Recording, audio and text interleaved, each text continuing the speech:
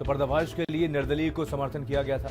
मेरा मकसद ये था और समाजवादी सोच के लोगों का ये मानना था कि निर्दलीय प्रत्याशी का समर्थन करेंगे, कम से कम वोट पड़े, ये बात जनता जाने कि आखिरकार भारतीय जनता पार्टी बहुजन समाज पार्टी कैसे। मेरा मकसद ये था और समाजवादी सोच के लोगों का ये मानना था कि निर्दलीय प्रत्याशी का समर्थन करेंगे, कम से कम वोट पड़े, ये बात जनता जाने कि आखिरकार भारतीय जनता पार्टी बहुजन समाज पार्टी कैसे मिले हुए हैं। मेरा मकसद ये था और समाजवादी सोच के लोगों का ये मानना था कि निर्दलीय प्रत्याशी का समर्थन करेंगे, कम से कम वोट पड़े, ये बात जनता जाने कि आखिरकार भारतीय जनता पार्टी बहुजन समाज पार्टी कैसे मिले हुए हैं।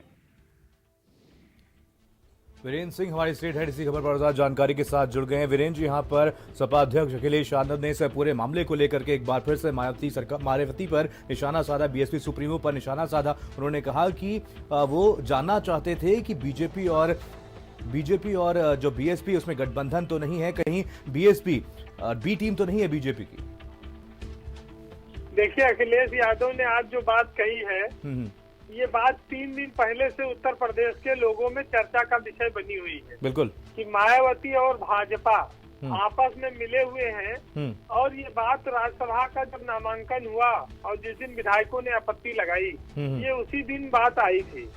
और अब ये बात साफ भी हो चुकी है कि जिसके पास मात्र 12-13 विधायक बचे हों, वो कैसे राज्यसभा की सीट जीत सकता है, जबकि एक सीट के लिए 37 विधायकों की जरूरत थी। तो बीजेपी ने मायावती के लिए एक साफ रास्ता तैयार किया और मायावती उत्तर प्रदेश में अलग होकर उपचुनाव लड़ रही। पहले वो उपचुनाव नहीं लड़ती थी, समाजवादी पार्टी के साथ पहले वो तो नहीं लड़ती थी या विपक्ष को समर्थन देती थी। तो ये जो सब स्थितियां हैं, ये उत्तर प्रदेश के लोग देख रहे हैं। अखिलेश यादव ने जो बात कही है वो एक तरह से पर्दाफाशी है कि सियासत में जो लोग अभी तक गुपचुप अंडर टेबल डीलिंग कर रहे थे, वो उजागर हो गया। अब उत्तर प्रदेश की जनता ये जान ले कि मायावती और भाजपा एक साथ मिले हुए हैं और ये एक दूसरे को चुनाव में समर्थन करेंगे या गठबंधन करेंगे या चुनाव बाद करेंगे, ये वो तय करें, ऐलान करें। लेकिन इनकी अंदरूनी मिली भगत है और अखिलेश यादव ने प्रकाश बजाज को खड़ा करके इसका खुलासा कर दिया है।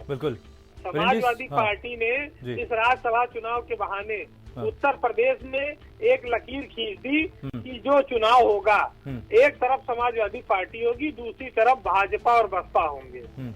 जी बिल्कुल, एक बड़ा पलटवार किया वीरेंद्र जी यहाँ पर सपा अध्यक्ष अखिलेश यादव ने। इस पलटवार के बाद क्या कुछ रिएक्शन, क्या कुछ बयान मायावती की तरफ से दिया गया या फिर बीएसपी की तरफ से दिया गया?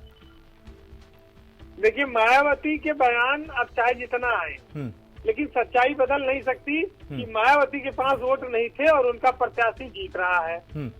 तो ये चमत्कार कैसे हुआ? बिना बीजेपी के सपोर्ट के संभव नहीं था। बीजेपी के पास 23 विधायक ज्यादा थे, तब भी उन्होंने अपना प्रत्याशी नहीं खड़ा किया। चलिए, बहुत धन्यवाद आपका वीरेंद्र जी तमाम जानकारी के लिए।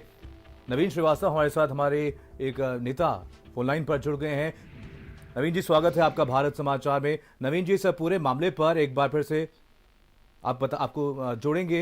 इससे पहले अखिलेश यादव ने पूरे मामले पर क्या कुछ कहा, एक बार फिर से सुना देते हैं आपको। मेरा मकसद ये था और समाजवादी सोच के लोगों का ये मानना था कि निर्दलीय प्रत्याशी का समर्थन करेंगे, कम से कम वोट पड़े, ये बात जनता जाने कि आखिरकार भारतीय जनता पार्टी बहुजन समाज पार्टी कैसे मिले। मेरा मकसद ये था और समाजवादी सोच के लोगों का ये मानना था कि निर्दलीय प्रत्याशी का समर्थन करेंगे, कम से कम वोट पड़े, ये बात जनता जाने कि आखिरकार भारतीय जनता पार्टी बहुजन समाज पार्टी कैसे मिले हुए हैं। नवीन श्रीवास्तव जी जुड़ गए हमारे साथ, भाजपा के प्रवक्ता हैं। नवीन जी, स्वागत है आपका भारत समाचार में। नवीन जी, यहाँ पर एक बड़ा बयान यहाँ पर सपा अध्यक्ष अखिलेश यादव की तरफ से आया, जिस तरीके से उन्होंने कहा कि कहीं ना कहीं बीएसपी जो है वो बीजेपी की बी टीम है और जो ये राज्यसभा का ये पूरा घटनाक्रम हुआ, जिस तरीके से बीएसपी के जो विधायक है उन्होंने यू टर्न लिया, उससे साफ तौर पर साबित भी हो गया है। देखिए, उत्तराधिकार में सत्ता तो मिल सकती है लेकिन गुण नहीं मिल सकते। मुलायम सिंह जी बड़े पहलवान थे, चरखा दाव उनका बड़ा प्रसिद्ध माना गया। अखिलेश यादव जी भी चरखा दाव सीखने की कोशिश में थे। अभी उन्होंने बहुत बड़ी बड़ी बातें की, समाजवादी। अरे समाजवाद के जो सबसे बड़े पहलुआ थे लोहिया, वो तो वंशवाद के खिलाफ थे। इनसे बड़ा वंशवादी कौन है? हकीकत यह थी कि एक उद्योगपति से पैसा लेके इन्होंने खड़ा कराया। इनकी कहीं कोई चाल नहीं थी और ये बड़े इतराए फूल रहे थे सुबह से शाम तक उस उद्योगपति को जिता ले जाएंगे। लेकिन शाम को जब इनके प्रत्याशी का पर्चा खारिज हो गया, इसमें इन्होंने फर्जी प्रस्तावक तक खड़े कर दिए थे। जिस प्रकार से ये फर्जी विकास की बात करते हैं, उसी तरह से प्रस्तावक भी इन्होंने फर्जी खड़े कर दिए थे। शाम को जब पर्चा खारिज हो गया तो इनका गुब्बारा फुस हो गया। नवीन जी, यहाँ पर सवाल ये खड़ा होता है कि तो फिर बीजेपी की तरफ से आखिर 8 सीट पर नामांकन क्यों किया गया? जब बीजेपी 9 सीट पर जीत सकती थी, जीत हासिल कर सकती थी, तो आखिर उनकी तरफ से, आपकी तरफ से 8 सीट पर ही क्यों नामांकन कराया गया? हमारी जो संख्या बल थी उसके आधार पे हमारे 8 प्रत्याशी जीतने थे। हमने 8 प्रत्याशी खड़े किए थे।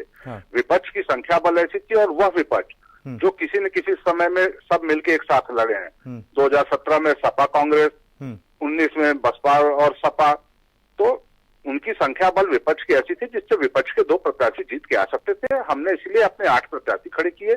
अब विपक्ष में सपा और उसका समर्थित एक निर्दलीय आता है। नवीन जी, बढ़ेंगे हमारी अगली खबर की तरफ। कानपुर से खबर है, जहां पर कानपुर पुलिस का एक बड़ा आपराधिक कारनामा सामने आया।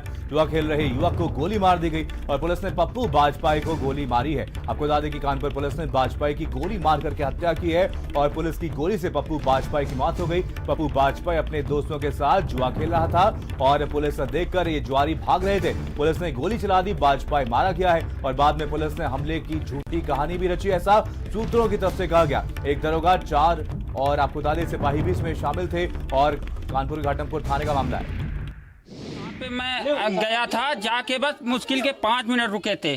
5 मिनट में बस ये हुआ है, पुलिस आ गई और ये बोला है कि भगना नहीं साले, गोली मार देंगे। तो जो जुआ खेल रहे थे जो सब भगे हैं और भगने के बाद में अब हम बहुत दूर निकल आए हैं। तब